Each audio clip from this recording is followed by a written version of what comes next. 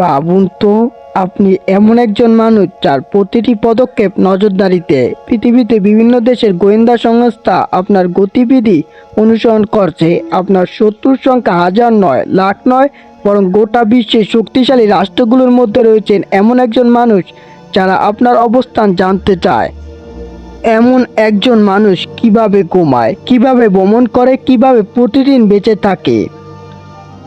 আজ আমরা জানব সেই মানুষটির গল্প যার নিরাপত্তা ব্যবস্থা এতটাই রহস্যময় যে তাকে অনেকে বলেন পৃথিবীর সবচেয়ে সুরক্ষিত মানুষ। তিনি হলেন রাশিয়ার প্রেসিডেন্ট ভ্লাদিমির পুতিন। তার গাড়ি সাধারণ গাড়ি নয়, তার বিমান সাধারণ বিমান নয়, তার ট্রেন সাধারণ ট্রেন নয়। এমনকি তিনি যে অফিসে বাস করেন সেটিও হয়তো আসল অফিস নয়। আজকের এই ভিডিওতে আমরা ধাপে ধাপে জানব কিভাবে পুতিন নিজের নিরাপত্তার জন্য এমন সব ব্যবস্থা তৈরি করছে যা বাস্তবের চেয়ে অবিশ্বাস্য মনে হয়। চ্যানেলে নতুন হলে চ্যানেলটিকে সাবস্ক্রাইব করুন। পুতিন বিশ্বের সবচেয়ে সুরক্ষিত মানুষ। ভ্লাদিমির পুতিন 2000 সাল থেকে রাশিয়ার ক্ষমতার কেন্দ্র রয়েছেন। দীর্ঘ সময় ক্ষমতায় থাকার কারণে তিনি যেমন সমর্থক পেয়েছেন, তেমনি তৈরি হয়েছে অসংখ্য রাজনৈতিক প্রতিপক্ষ ও আন্তর্জাতিক শত্রু।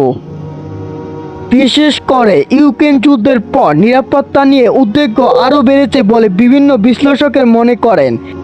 এই কারণে প্রতিদিন তার চারপাশে থাকে বস্তুই নিরাপদ বলায়। কিন্তু আশ্চর্যের বিষয় হলো, সবচেয়ে বড় নিরাপদ অস্ত্র বন্দুক নয়, সেনাবাহিনী নয়, বরং অনিশ্চয়তা। কেউ যেন নিশ্চিত বলতে পারে না তিনি কোথায় আছেন। এখন আমরা দেখব পুতিনের সরকারি গাড়ি। প্রথম দেখায় এটি একটি বিলাস লিমুজিন, কিন্তু বাস্তবে এটি একটি মোবাইল দুর্গ।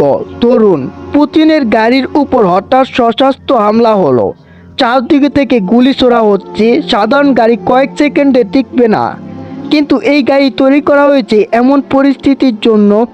ভারী বোম গুলি আটকে দেয়, বিস্ফোরণ প্রতিরোধী জ্বালানি ট্যাঙ্ক আগুন লাগলেও বাধা দেয়, বিশেষ টায়ার ছিদ্র হয়ে গেলেও গাড়ি চলতে থাকে।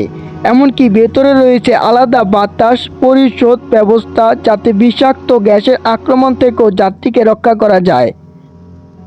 এই কারণে অনেক বিশেষজ্ঞ এই গাড়িকে বলেন একটি চলন্ত বাসকার। গাড়ির ভেতরে রয়েছে নরম চামড়ার আসন, উন্নত যোগাযোগ ব্যবস্থা এবং বিলাসবহুল পরিবেশ। কিন্তু এগুলো আরামের জন্য যতটা, তার চেয়ে বেশি জরুরি দীর্ঘ সময় নিরাপদ কাজ চালিয়ে যাওয়ার জন্য। যদি জরুরি পরিস্থিতিতে কয়েক ঘন্টা গাড়ির ভেতরে থাকতে হয়, তাহলে যেন রাষ্ট্র পরিচালনায় কাজে থেমে না যায়। এই ধারণা থেকেই গাড়ির নকশা তৈরি করা হয়েছে। কিন্তু আসল রহস্য শুধু গাড়ি নয়। পুতিন যখন রাস্তায় বের হন, তখন তার সঙ্গে থাকে একাধিক গাড়ির কনভয়। বাইরের একজন মানুষের পক্ষে বোঝা পেয়ে অসম্ভব কোন গাড়িতে তিনি আছেন, কখন কখন ধরনের একাধিক গাড়ি ব্যবহার করেন, কখন রোড শেষ মুহূর্তে বদলে দেওয়া হয়। এই কৌশলের মূল উদ্দেশ্য শত্রুকে বিভ্রান্ত করা। কারণ শত্রু যদি লক্ষ্যই ঠিক করতে না পারে, তাহলে আক্রমণ কঠিন হয়ে যায়। পুতিনের যাত্রাপথের আগে থেকেই মোতায়েন থাকে নিরাপদ বাহিনী। পুতিনের যাত্রাপথের আগে থেকে মোতায়েন থাকে নিরাপদ বাহিনী।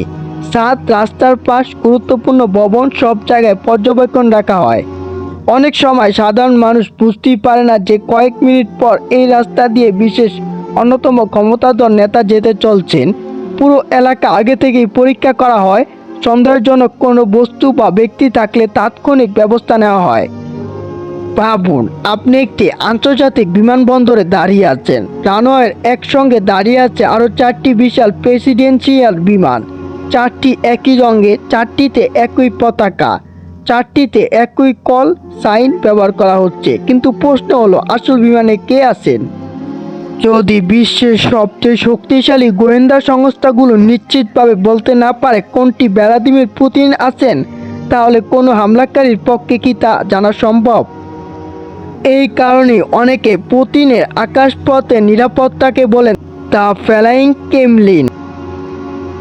আজকের ভিডিওটি এই পর্যন্তই। দেখা হবে নতুন কোনো ভিডিওতে। চ্যানেলে নতুন হলে চ্যানেলটিকে সাবস্ক্রাইব করুন।